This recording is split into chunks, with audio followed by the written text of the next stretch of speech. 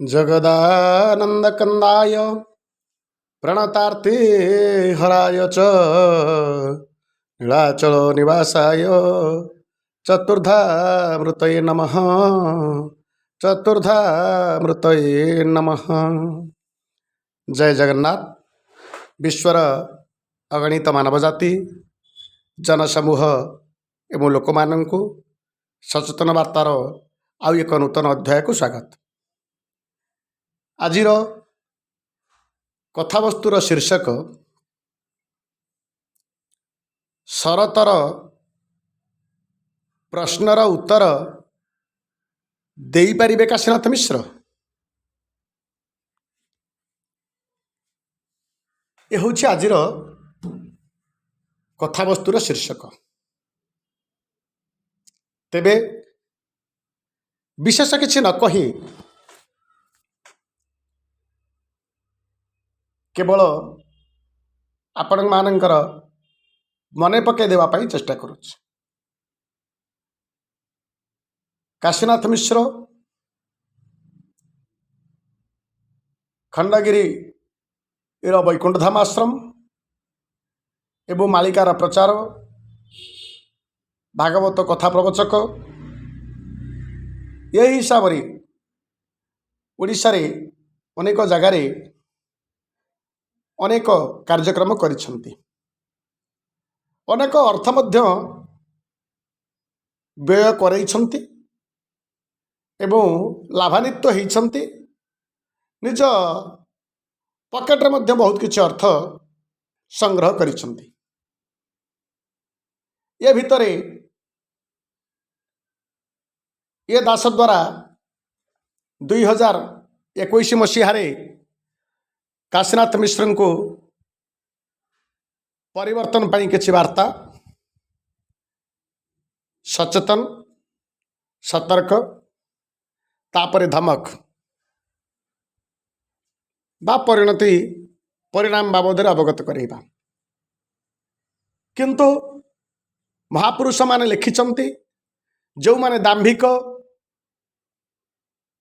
से माने ना शास्त्र को मानिबे ना विधि विधान को मानिबे ना वेद वेदांत को स्वीकार करिवे। ताहा ही होइछे काशीनाथ मिश्र गीता भागवतर कथा वेद वेदांतर कथा को स्वीकार करि नाहंती। पालन करिबा तो दूरर कथा मानिबा को प्रस्तुत नुहंती। ए भितरे नियतिर एक आघात होइछि। काशीनाथ मिश्र संभाली न पारी चोरंक भली लुचि पलायन करिछंती, पलायन पंथी साजिछंती। एवं किछि दिन परे कलिकता रे रही पुणी ओडिशार किछि लोकन को निजर सहयोगी करिछंती। दिल्ली जाइछंती एवं तापरे पुणी साम्राज्य तैयारी करिछंती किछि हिंदी भाषा भाषी लोकन को धरी। ए दास काली यूट्यूब चैनल माध्यम गोटे वीडियो देखा पाइला काशीनाथ मिश्रंकर प्रेसमिट। कलकी आसी जाइछंती, अवतार ग्रहण कर सारी, धर्म संस्थापना करिवे। एई बाबद किछि कथा मीडिया बंधु मानक निकट रे उपस्थापन करिछंती। जहाँ सी गोटे वर्ष तले जाजपुर रे करने को इच्छा करथिले किंतु करि पारि नथिले। जाजपुर रे प्रेसमिट कला बेले जो लक्ष्य थिला से लक्ष्य पूर्ण हो नथिला काशीनाथ मिश्रंकर। आज जितेबाला कलकी अवतार को नहीं प्रेसमिट रे किछि वार्ता रखिचंती काशीनाथ मिश्र।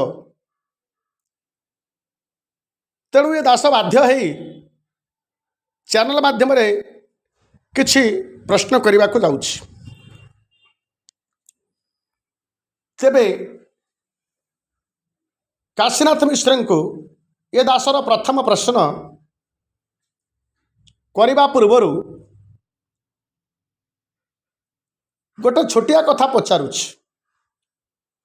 दिन थिला काशीनाथ मिश्र तांको निज पुओ को कल्किंकर परिचय दौथिले, जगन्नाथंकर अवतार बोली कहूथिले। एबे मध्य कहउछंती किंतु ओडिसा रे कहू नाहंती, आउ सार्वजनिक भाव में कहू नाहंती। जेउ माने तांको सहित जोड़ी होउछंती, जेउ माने काशीनाथ मिश्र जो संघ तैयारी करिछंती, जो संस्था तैयारी करिछंती, से संस्था सहित जो माने जोड़ी होउछंती केवल सेई मानंकु परिचय कराउछंती जे कलकी आउ केही नुहंती, सी होउछंती काशीनाथ मिश्रंकर पुओ। यह से निजे न कही तांकर जो चामचा रखिछंती, चामचा मानंक द्वारा कहउछंती मोहन, पांडव आउरी अनेक चामचा अछंती, मुख्य रूप में मोहन अच्छी। ए प्रेसमिट रे जतले कही सारिलेनी, प्रेसमिट रे कहवा को साहस नहीं। जो लोक मानंकु काशीनाथ मिश्र परोक्षरे कुहउछंती काशीनाथ मिश्रंकर पुओ ही कलकी, से ही अवतार नैछंती, कौन से प्रेसमिट रे कही पारि नाहंती? कहीं साहस है काशीनाथ मिश्रंकर निजे कही पारु नाहंती कहीं जे मो पुओ ही जगतर नाथ जगन्नाथंकर अवतार बा वैकुंठर अधिपति विष्णु। प्रेसमिट रे ये कथा कहीं कही पारु नाहंती? जदि यह सत्य ताले से कहीं कही पारु नाहंती? जदि यह सत्य आउ काशीनाथ मिश्र ये कथा को प्रमाण करि परिबे, ताहले प्रेसमिट रे ये कथा कहवा को आशंका कहीं के, भय कहीं के, किए बाधा दउछि? एबे मोर प्रश्न आरंभ करने पूर्वर किछि कथा पचारिछि। एबे ए दास काशीनाथ मिश्र को 9 गोटी प्रश्न चैनल माध्यम पचारिबा को जाउछि। ये 9 गोटी प्रश्न होउछि। प्रथम प्रश्न, काशीनाथ मिश्र कल्किं का परिचय कराई पारिबे कि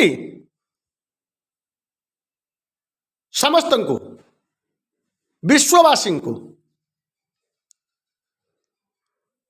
ए दासर द्वितीय प्रश्न,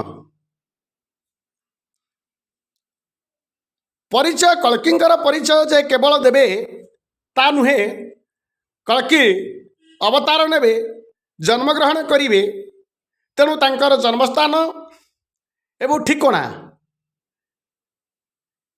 यह प्रदान करि परिबे कि? जो प्रेसमिट रे अवतार नहीं बोली कहउछंती, से प्रेसमिट रे कही तो पारि नाहंती, कही परिबे कि? ए दासर तृतीय प्रश्न,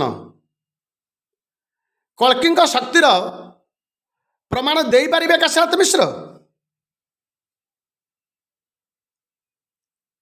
एबे चतुर्थ प्रश्न को जीवा। वर्तमान सुधा कल्कि कौन करिछंते यार प्रमाण दे परिबे कि काशीनाथ मिश्र? एबे पंचम प्रश्न, वैकुंठ धाम आश्रम, खंडगिरी वैकुंठ धाम आश्रम कहीं भांगिला?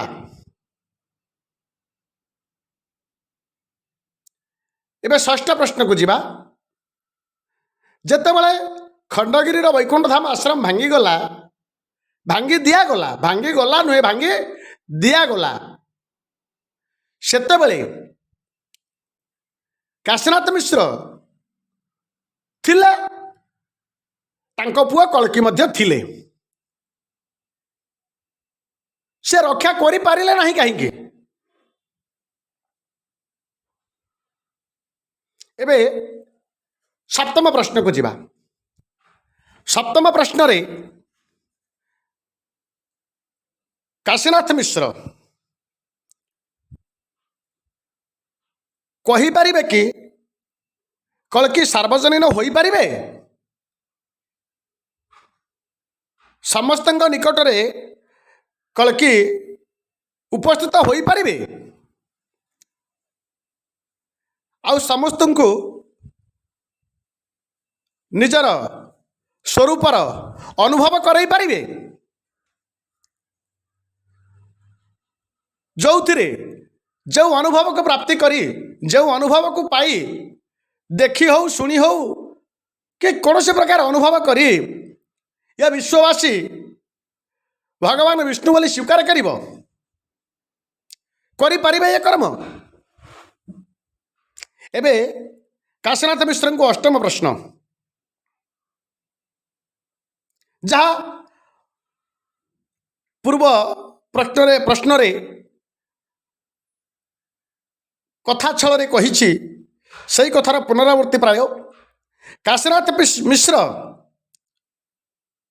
ଏବଂ କଳ୍କୀ ୟାକୁ ଭିନ୍ନ ଢଙ୍ଗରେ ନ କହି କାଶୀନାଥ ମିଶ୍ର କହିପାରିବେ କି ମିଡ଼ିଆ ସାମ୍ନାରେ ଯେ ମୋ ପୁଅ ହିଁ କଳ୍କୀ, ଅର୍ଥାତ୍ କାଶୀନାଥ ମିଶ୍ରଙ୍କର ପୁଅ ହିଁ କଳ୍କୀ ବା ବୈକୁଣ୍ଠାଧିପତି ବା ଜଗତର ନାଥ ଜଗନ୍ନାଥଙ୍କର ଆଉ ଏକ ଅବତାର ମାନବ ରୂପ, ଏ କଥା ସାର୍ବଜନୀନ କରିପାରିବେ, କହିପାରିବେ କି?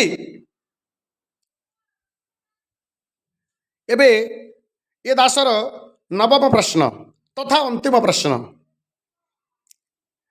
କଳ୍କୀ ଧର୍ମ ସଂସ୍ଥାପନ କେମିତି କରିବେ?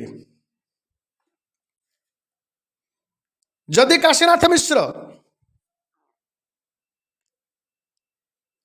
ଏ 9 ପ୍ରଶ୍ନର ଉତ୍ତର ଦେଇପାରିବେ, ତାହେଲେ ଏ ଦାସ ନିଶ୍ଚିନ୍ତ ବୁଝିଯିବ ଯେ କାଶୀନାଥ ମିଶ୍ର କେବଳ ଜଣେ କଥାବାଚକ ନୁହନ୍ତି, ପ୍ରକୃତରେ ସେ ଜଣେ ଜ୍ଞାନୀ, ପ୍ରକୃତରେ ସେ ଜଣେ ପଣ୍ଡିତ, ବିଦ୍ୱାନ ଏବଂ ଜଣେ ମାଳିକା ଗବେଷକ, ପ୍ରଚାରକ, ସମାଜ ସଂସ୍କାରକ ଏବଂ ସେ ଦିବ୍ୟତାର ଅନୁଭବ କରନ୍ତି ଏବଂ ସେ ଈଶ୍ୱର ଶକ୍ତି, ଈଶ୍ୱରୀୟ ସତ୍ତାକୁ ସେ ବୁଝିଛନ୍ତି, ଜାଣିଛନ୍ତି ଏବଂ ମହାପ୍ରଭୁଙ୍କର ସେହି ଧର୍ମ ସଂସ୍ଥାପନା କର୍ମରେ ନିଜକୁ ସହଯୋଗୀ କରିଛନ୍ତି, ସହାୟକ ହେଉଛନ୍ତି। ଆଉ ଯଦି ନ ଦେଇପାରିବେ, ଯଦି ଏ 9 ପ୍ରଶ୍ନର ଉତ୍ତର କାଶୀନାଥ ମିଶ୍ର ନ ଦେଇପାରିବେ, ସାର୍ବଜନୀନ ନ କରିପାରିବେ, ତାହେଲେ ଏ ଦାସ ବୁଝିଯିବ, କେବଳ ଏ ଦାସ ବୁଝିବନି, ଏ ସମାଜ ବୁଝିବ, କାଶୀନାଥ ମିଶ୍ର କେବଳ ନିଜର ବ୍ୟବସାୟ କରିବା ପାଇଁ, ଅର୍ଥ ଉପାର୍ଜନ କରିବା ପାଇଁ, ନିଜକୁ ଏକ ପଣ୍ଡିତର ପରିଚୟ ଦେବା ପାଇଁ କପଳ କଳ୍ପିତ ସୁଚିନ୍ତିତ ଉପାୟ କରି ସାଧାରଣ ଲୋକମାନଙ୍କୁ ନିଜର ଶବ୍ଦ ଜାଲରେ ଛନ୍ଦି କେବଳ ନିଜର ଫାଇଦା, ନିଜର ସ୍ୱାର୍ଥ ସାଧନ କରୁଛନ୍ତି। ତେଣୁ ଏ ନିଷ୍ପତ୍ତି କାଶୀନାଥ ମିଶ୍ରଙ୍କର ହୁଏତ ଏ ସୁଯୋଗ ତାଙ୍କ ପାଇଁ ଆଉ ଥରେ ଆସିପାରେ ବା ଆସି ନପାରେ। କାହିଁକି? ୟା ପୂର୍ବରୁ କାଶୀନାଥ ମିଶ୍ରଙ୍କୁ ଏ ଦାସ ଖଣ୍ଡଗିରିର ବୈକୁଣ୍ଠ ଧାମ ଆଶ୍ରମ ଭାଙ୍ଗିବା ପୂର୍ବରୁ ସଚେତନ କରିଥିଲା, ସତର୍କ କରାଇଥିଲା, ବୁଝାଇଥିଲା। ତେଣୁ କାଶୀନାଥ ମିଶ୍ର ଏ ଦାସର କଥାକୁ ଅସ୍ୱୀକାର, ଅଣଦେଖା ଏବଂ ଅବମାନନା କରିଥିଲେ, ଯାହାର ପରିଣାମ ସେ ନିଜେ ଜାଣିଛନ୍ତି, ଏ ଓଡ଼ିଶାବାସୀ ଜାଣିଛନ୍ତି। ତେଣୁ ये प्रश्नर उत्तर देवाकू चेष्टा करिवे। जदि दे न पारिबे ताहले निजर दोष निजर दुर्बलता को स्वीकार करी निजर मंतव्य निजर मत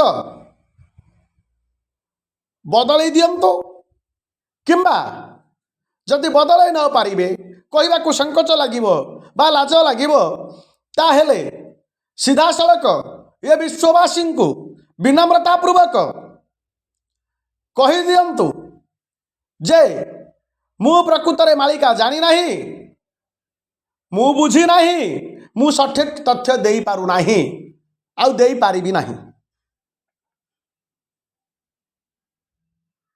जय जगन्नाथ।